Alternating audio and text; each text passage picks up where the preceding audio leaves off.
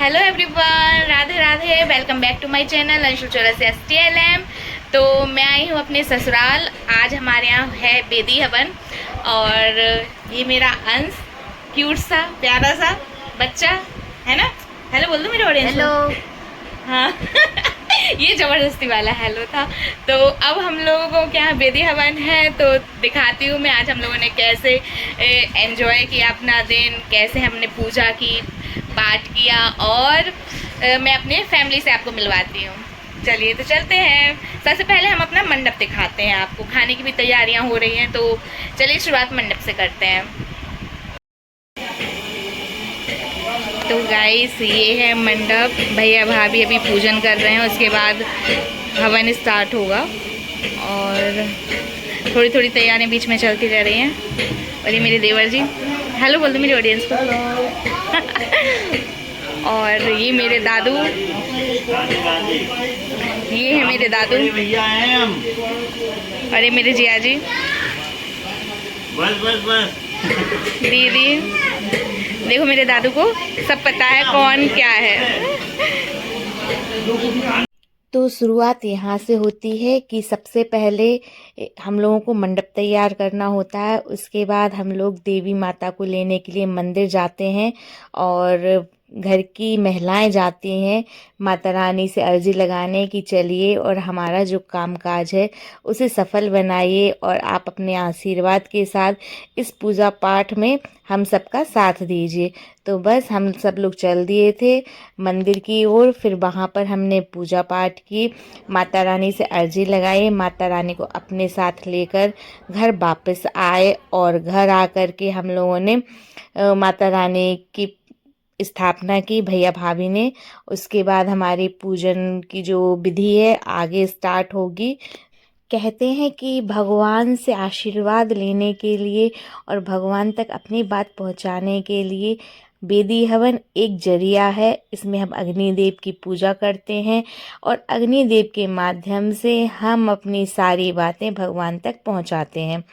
तो इसी के साथ हमारे यहाँ घर की जो तैयारियां हैं वो चल रही थी। गाइस तो ये मेरा हार्दिक है। हार्दिक हेलो बोल दो। हेलो बोला, कैसे हो? बोलो कैसे हो? मामी है ये मेरी, बोलो बोलो मामी है। मामी को लाइक कर दो। अब नहीं बोलेगा है?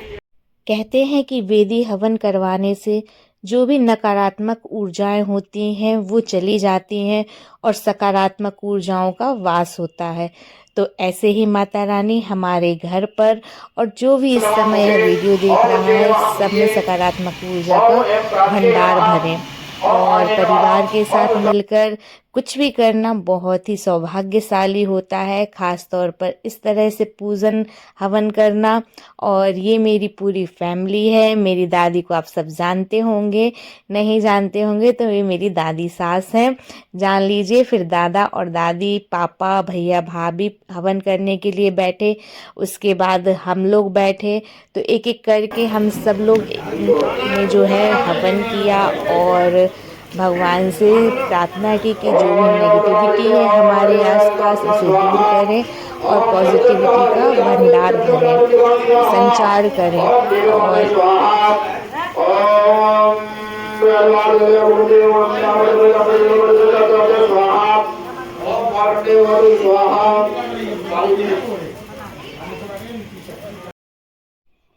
तो फिर पूरा परिवार एक साथ बैठ गया और सब लोगों ने एक साथ हवन किया।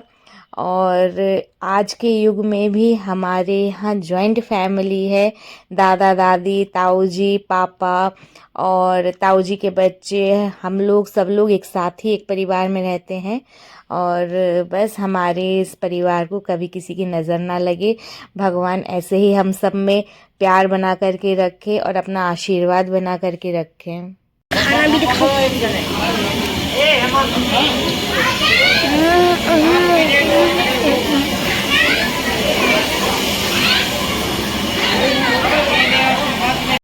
इसके बाद सभी लोगों ने हवन किया और जितने भी मेहमान हमारे यहाँ आए थे सबने आखिरी आहुति अग्निदेव को दी और उनसे प्रार्थना की और माहौल को बहुत ही खुशनुमा बना दिया था। इस तरह का आयोजन घर परिवार में होते रहना चाहिए। सभी एक साथ होते हैं और जब हम एक साथ होते हैं तो हमें हमारी शक्ति का पता चलता है, परिवार की शक्ति का पता चलता है। साथ ही जो भी आपकी चिंताएं होती हैं, जो भी आपको टेंशन होती है, आपको अपने परिवार के साथ रहकर वो सब दूर हो जाती है, ऐसा मेरा मानना है। क्योंकि मैं जब उनके साथ होती हूँ तो मैं अपनी आधी से ज़्यादा प्रॉब्लम, टेंशन जो भी है वो भूल जाती हूँ।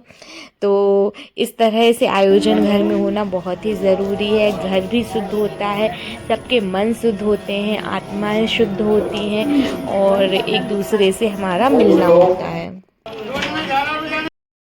आज हमारा पूरा परिवार व्रत रहा और हम लोगों को शाम को 4 बज गए थे, 4 से 5 बज गए होंगे पूरा हवन होने में। उसके बाद हम लोगों को, जो हमारी नंद थी, जो हमारे मायके वाले थे, मम्मी पापा भाई बहन जो भी आए थे, उन्होंने हम लोगों के लिए टॉवल, साड़ी या फिर कपड़े जो भी देना चाहते थे उन सब से हम लोगों का टीका किया।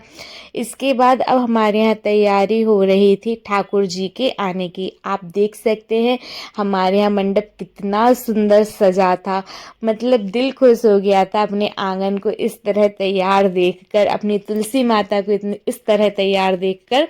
और हमारे यहाँ होने वाला था कि मंदिर से जब भी, मैं बताती हूँ आपको कि जब भी हमारे यहाँ भंडारा होता है तो मंदिर से ठाकुर जी घर पर आते हैं आपका प्रसाद पाने के लिए, आपके यहाँ भोजन करने के लिए, और फिर उसके बाद भंडारा स्टार्ट होता है। तो इसी के क्रम में हम तैयारी करने लगे थे कि अब ठाकुर जी हमारे घर आएंगे और प्रसाद पाएंगे। तो बस अब बेटी का पूजा के बाद हम लोगों ने मंदिर को थोड़ा सा साफ किया कपड़े से और फिर शुरू हुआ हमारे ठाकुर जी का भजन कीर्तन।